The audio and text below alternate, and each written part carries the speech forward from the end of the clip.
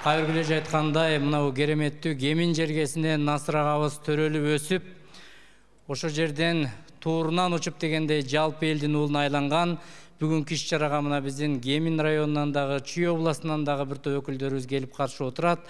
Азыркы сөздү Насыр Давлетовдун инилеринин атынан Кыргыз элинин көрүнүктүү инсандарынын бири, Кыргыз Республикасынын Жогорку Кеңешинин депутаты, саясаттануу илимдеринин доктору Иманалиев Каныбек Капашевичке беребиз.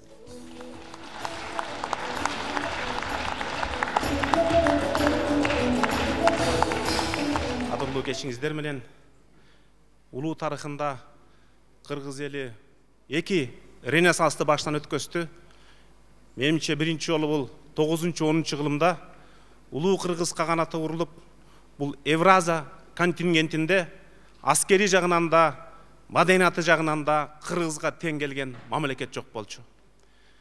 Экинчи бул социалисттик ренессанс 20 кылымда Кыргыз эли музыкасы менен, адабияты менен жалпы дүйнөлүк деңгээлге чыгалды. Айрыкча акыркы 50-60 жылда 3 залкар, 3 бийиктик, 3 улуу инсан, Калый Молдобасанов, Насыр Давлетов, Асанкан Жумахматов Кыргыз музыкасынын деңгээлин жалпы дүйнөлүк деңгээлге алып чыкты деп ойлойм.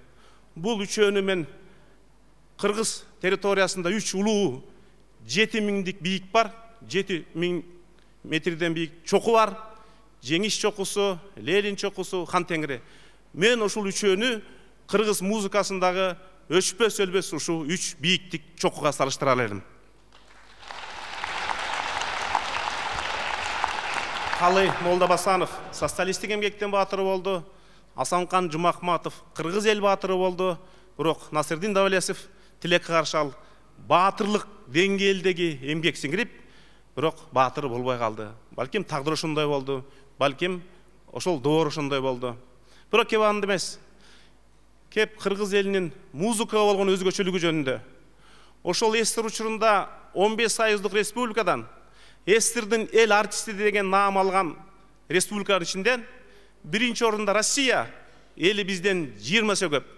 Экинчи орунда Украина, эли бизден 10 эсе көп. Үчүнчү орунда Кыргызстан экен. Мына Кыргыз элинин музыка жандуулугу. Биз түрүүсүндө кээде улуу инсандарыбызды анча баам сала бербейбиз.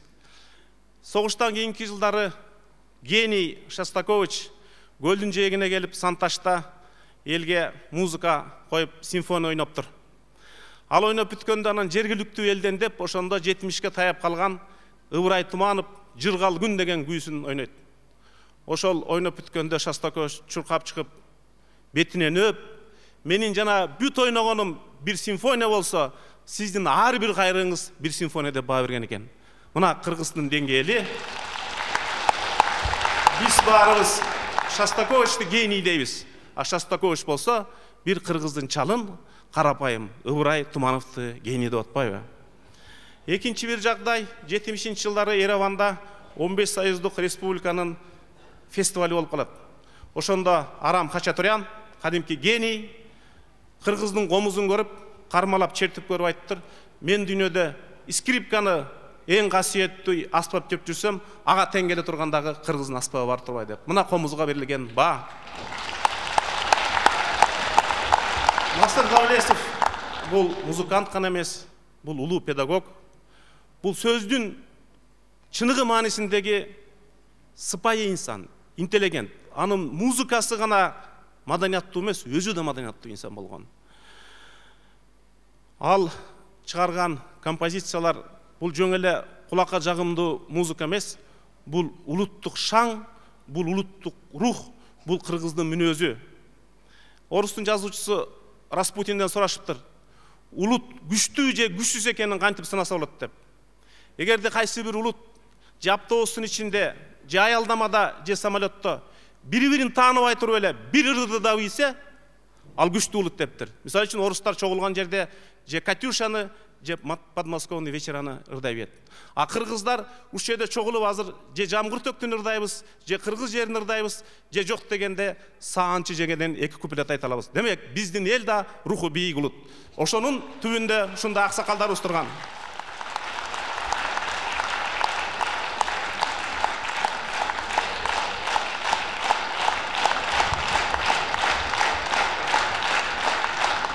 Насыр Давлесов ошондой алы кулдун ыры бар го. Мен Кудайга 1000 мертебе калп айтсам да, ырыма 1 мертебе калп айта албайм деп. Насыр Давлесов дагы ар бир чыгармасында калп айта албай турган талант.